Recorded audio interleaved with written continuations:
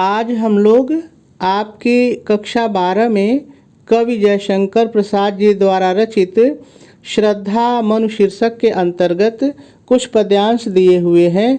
आज हम लोग इसके 9वें पद्यांश की व्याख्या और इस पद्यांश पर आधारित आपकी बोर्ड की परीक्षा में पूछे जाने वाले संभावित प्रश्नों को हल करना सीखेंगे।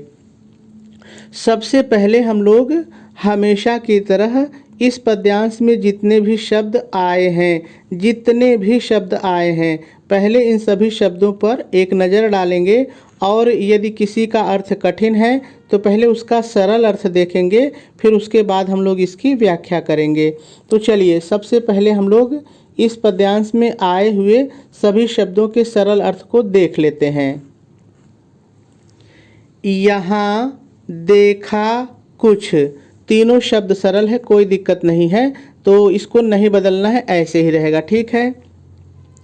बलि का अन्न, देखिए बलि का अन्न का क्या मतलब होता है कि जब गृहस्थ लोग खाना खाते हैं तो खाने से पहले थोड़ा सा अनाज वो कौवों को या जीव जंतुओं को खाने के लिए बाहर निकाल देते हैं, हम उसको कहते हैं बलि का अन्न। यानी बलि का अन्न का मतलब आप कह सकते हैं कि गृहस्थों द्वारा जंतुओं के भरण पोषण के लिए निकाला गया अन्न, ठीक है। भूत हित रत, देखिए भूत हित रत का मतलब होता है प्राणियों के हित में लीन या प्राणियों के हित में लगा हुआ, ठीक है, दोनों होता है, जो आपको अच्छा लगे एक ले लीजिए। किसका यह दान, तीनों शब्द सरल है। इधर कोई है अभी, ये चारों शब्द सरल है, कोई दिक्कत नहीं है। सजीव, सजीव का मतलब जीवित, जिसको आप जिंदा कहते हैं, जीवित, ठीक है। हुआ ऐसा मन में, ये सभी शब्द सरल हैं। अनुमान, ये भी सरल ही है, यदि कहीं थोड़ा बहुत बदलना होगा तो हम लोग व्याख्या के समय बदल लेंगे, वैसे ये सरल है, ठीक है। तपस्वी, देखिए ये जो तपस्वी शब्द आया है ये मनु के लिए आया है, तो ऐसे ही रहेगा, ठीक है। क्यों इतने हो, सरल है, कोई दिक्कत नहीं है। क्लांत, क्लांत माने थका हुआ या दुखी, दोनों होता है, जो आपको अच्छा लगे एक ले लीजिए।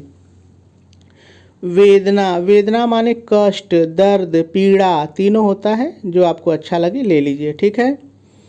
का यह कैसा, तीनों शब्द सरल है। वेग, वेग माने तीव्रता, वेग माने तीव्रता। आह, ये दुख सूचक शब्द है, जो श्रद्धा है वो दुख प्रकट कर रही है, तो ऐसे ही रहेगा, ठीक है। तुम कितने अधिक, तीनों शब्द सरल है। हताश, हताश माने निराश, हताश माने निराश, ठीक है। बताओ यह कैसा, सरल है, कोई दिक्कत नहीं है। उद्वेग, उद्वेग माने चिंता या घबराहट, चिंता या घबराहट, तो सभी शब्दों का सरल अर्थ हो गया। अब हम लोगों को इसकी व्याख्या करनी है, लेकिन व्याख्या से पहले थोड़ा सा हम लोग संदर्भ और प्रसंग लिख लेते हैं, फिर व्याख्या करते हैं। तो देखिए यदि संदर्भ की बात की जाए तो आप संदर्भ हेडिंग डालेंगे, डैश डालेंगे और डैश डाल करके लिखेंगे प्रस्तुत पद्यांश हमारी पाठ्यपुस्तक हिंदी में संकलित श्रद्धा मनु शीर्षक से अवतरित है। पूर्ण विराम लगाएंगे और आगे लिखेंगे इसके रचयिता कवि जयशंकर प्रसाद जी हैं, ठीक है। पूर्ण विराम लगा देंगे और आपका संदर्भ पूरा हो जाएगा। चलिए अब प्रसंग की बात करते हैं। आप प्रसंग हेडिंग डालेंगे, डैश डालेंगे और डैश डाल करके लिखेंगे प्रस्तुत पद्यांश में श्रद्धा मनु से वहाँ तक पहुँचने का कारण बताते हुए उनके उदास और दुखी रहने का कारण पूछती है। पूर्ण विराम लगा देंगे और आपका प्रसंग भी पूरा हो जाएगा। चलिए अब हम लोगों को इस पद्यांश की व्याख्या सीखनी है। तो देखिए एक बार मैं आपको बहुत ही साधारण तरीके से इस पद्यांश की व्याख्या बताऊंगा। मैं एक एक लाइन पढ़ूंगा और आपको एक एक लाइन की व्याख्या बताता जाऊंगा और आपको सब कुछ समझ में भी आ जाएगा। लेकिन फिर भी मैं दोबारा एक एक शब्दों का प्रयोग करके भी आपको इस पद्यांश की व्याख्या बताऊंगा और आप दोनों बार की व्याख्या को ज़रूर देखिएगा। सबसे पहले हम लोग देख लेते हैं कि आखिर इस पद्यांश में है क्या। तो देखिए, इस पद्यांश में है क्या कि जो श्रद्धा है वो अपनी जिज्ञासा को शांत करने के लिए हिमालय पर्वत पर आई हैं, उसके दर्शन के लिए आई हैं। ठीक है, तो जब वो हिमालय पर्वत पर आती हैं तो मनु के पास पहुंच जाती हैं। जब वो मनु के पास पहुंचती हैं तो मनु उनसे पूछते हैं कि तुम मेरे पास तक कैसे आ गई। तो इस 4 लाइन में वो मनु से बताती हैं कि वो उनके पास तक कैसे पहुंच गई। ठीक है, उसके बाद इस 4 लाइन में जो श्रद्धा है वो मनु से उनकी उदासी का कारण, उनके दुख का कारण पूछती हैं। तो इस पद्यांश में 2 बातें हैं। यहाँ तो वो मनु से बताती हैं कि वो कैसे उनके पास तक पहुँच गई, और फिर जो श्रद्धा है वो मनु से उनके दुख और उनकी उदासी का कारण पूछती हैं। तो चलिए हम लोग इसकी व्याख्या को देखते हैं।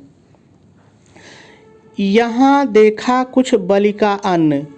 श्रद्धा मनु से कहती हैं कि मैंने यहाँ पर कुछ बलि का अन्न यानी कि गृहस्थों द्वारा जंतुओं के भरण पोषण के लिए निकाले जाने वाले अन्न को देखा। फिर क्या हुआ? भूत हित रत किसका यह दान। फिर श्रद्धा कहती है कि मैंने सोचा कि प्राणियों के हित में लगा हुआ यह किसका दान है। इधर कोई है अभी सजीव, हुआ ऐसा मन में अनुमान। तो इस लाइन को पहले लीजिए। तो श्रद्धा कहती हैं कि मेरे मन में ऐसा अनुमान हुआ कि यहाँ पर अभी भी कोई जीवित व्यक्ति बचा हुआ है और इस तरह से मैं तुम्हारे पास पहुँच आई। ठीक है, पूर्ण विराम लगाएंगे। और आगे फिर श्रद्धा क्या कहती हैं? तपस्वी क्यों इतने हो क्लांत। अब उनसे उनके दुख का कारण पूछते हुए श्रद्धा कहती हैं, हे तपस्वी, तुम इतने थके हुए क्यों हो, इतने क्लांत, इतने थके हुए क्यों हो। वेदना का यह कैसा वेग, तुम्हारे अंदर इतनी अधिक पीड़ा क्यों है। वेदना, पीड़ा, तुम्हारे अंदर इतनी पीड़ा क्यों है, तुम इतने अधिक दुखी क्यों हो। आगे क्या कहती हैं? दुख प्रकट करती, दुख प्रकट करते हुए कहती हैं, तुम कितने अधिक हताश। तो कहती है श्रद्धा कि तुम जीवन से कितने अधिक निराश दिखाई दे रहे हो, तुम जीवन से बहुत अधिक निराश दिखाई दे रहे हो। बताओ यह कैसा उद्वेग, मुझे बताओ कि तुम्हारे अंदर ये कैसी चिंता है, तुम्हारे अंदर ये कैसी पीड़ा है, तुम्हारे अंदर कैसी घबराहट है जो तुम्हारे मन और मस्तिष्क पर लगातार छाई हुई है। ठीक है, यही इसकी व्याख्या है। चलिए अब हम लोग एक एक शब्दों का प्रयोग करके इसकी व्याख्या को सीखते हैं। सबसे पहले आप व्याख्या हेडिंग डालेंगे, डैश डालेंगे और डैश डाल करके शुरू में पहले थोड़ा सा आपको अपनी तरफ से जोड़ के लिखना पड़ेगा।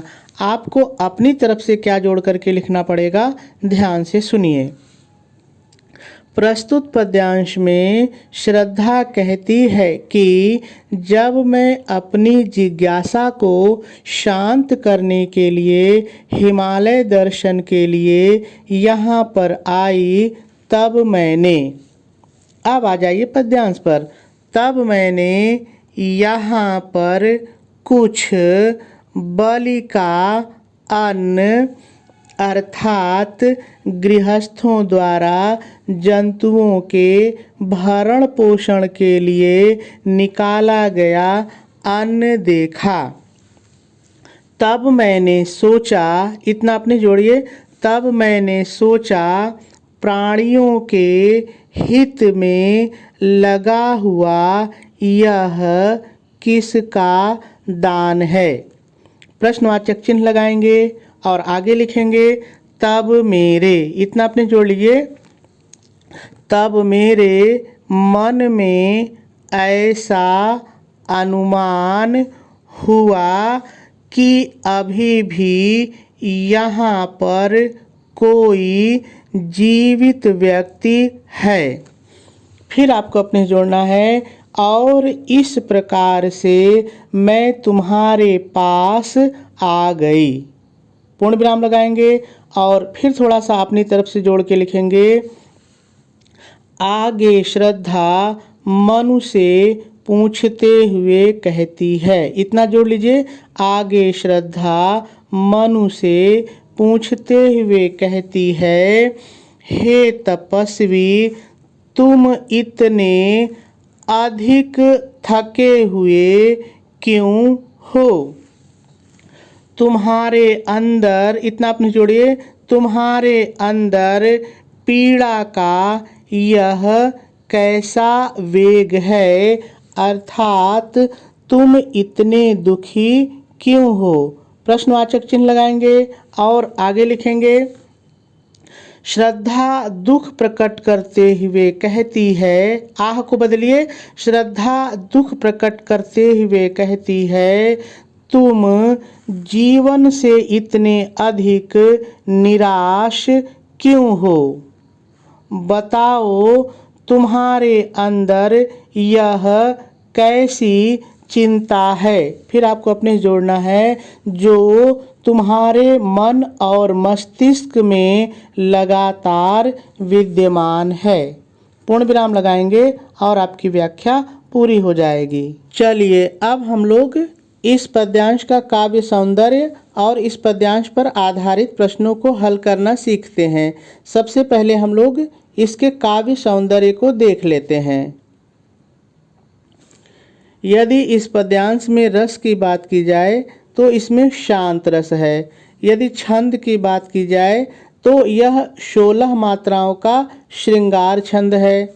यदि अलंकार की बात की जाए तो इसमें अनुप्रास और प्रश्न, ये 2 अलंकार हैं। ये 2 अलंकार कहाँ पर हैं, चलिए थोड़ा सा देख लेते हैं। देखिए यहाँ पर यदि ध्यान देंगे, भूत हित रत, तो यहाँ पर भी अंत में त आया है, यहाँ पर भी त आया है और यहाँ पर भी त आया है। तो आपको पता है कि जहाँ पर एक ही वर्ण एक से अधिक बार आता है वहाँ पे अनुप्रास अलंकार होता है। तो यहाँ पे अंत्यानुप्रास है, लेकिन है तो अनुप्रास ही, तो अनुप्रास अलंकार। अब देखिए दूसरा है प्रश्न अलंकार। अब यहाँ से शुरू हो जाइए तो सभी जगह श्रद्धा ने प्रश्न ही पूछा है। तपस्वी क्यों इतने थके हुए हो? तुम्हारी यह कैसी पीड़ा है?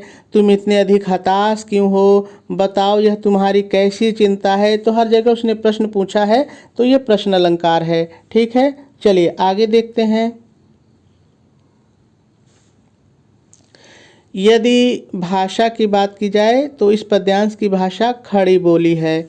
शैली इसकी प्रबंधात्मक है, गुण इसमें प्रसाद है, और यदि शब्द शक्ति की बात की जाए तो शब्द शक्ति इसमें अविधा है। चलिए अब हम लोग इस पद्यांश पर आधारित प्रश्नों को हल करना सीखते हैं। सबसे पहले हम लोग प्रश्न की सूचना पढ़ लेते हैं कि आखिर प्रश्न पूछता कैसे है। तो आप भी मेरे साथ पढ़ लीजिए। उपर्युक्त पद्यांश को पढ़कर निम्नलिखित प्रश्नों के उत्तर दीजिए। और आपके बोर्ड के पेपर में इसी तरह से 5 प्रश्न रहेंगे।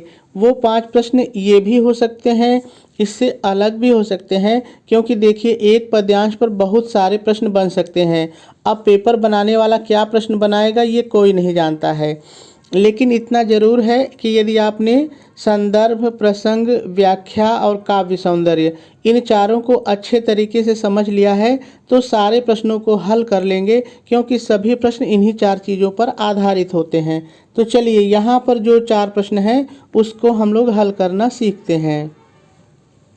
तो पहला प्रश्न है, श्रद्धा मनु के पास पहुँचने का क्या कारण बताती है? तो आप उत्तर डालेंगे और लिखेंगे, श्रद्धा मनु को बताती है कि जब वह हिमालय के इस वीरान क्षेत्र में पहुंची तब उसे जीव जंतुओं के लिए अपने भोजन में से निकालकर अलग रखे गए भोजन के कुछ अंश दिखाई दिए, तो उसे उस प्रदेश में किसी व्यक्ति के जीवित रहने की अनुभूति हुई और इसी वजह से वह मनु के पास पहुंच गई। और इसका उत्तर हो जाएगा। चलिए दूसरा प्रश्न देखते हैं। दूसरा प्रश्न है, श्रद्धा मनु से क्या जानना चाहती है? तो आप उत्तर डालेंगे और लिखेंगे श्रद्धा मनु से उनके दुख का कारण जानना चाहती है कि वह इतने निराश और उदास क्यों हैं। पूर्ण विराम लगा देंगे और इसका उत्तर भी हो जाएगा। चलिए अगला प्रश्न देखते हैं। बताओ यह कैसा उद्वेग पंक्ति में कौन सा अलंकार है? तो देखिए, बताओ यह कैसा उद्वेग, तो यहाँ प्रश्नवाचक शब्द है, तो इसका मतलब है कि इस पंक्ति में प्रश्न अलंकार है। मैंने आपको पहले भी बताया है, प्रश्न अलंकार है। अब अगला प्रश्न है, बलि का अन्न से क्या अभिप्राय है? तो जब मैं सभी शब्दों का सरल अर्थ बता रहा था तो वहाँ पर मैंने आपको बताया था कि देखिए, बलि का अन्न से आशय है गृहस्थों द्वारा जीव जंतुओं के भरण पोषण के लिए निकाला गया अन्न। ठीक है, और इसका उत्तर भी हो जाएगा। चलिए अगले प्रश्न पर चलते हैं।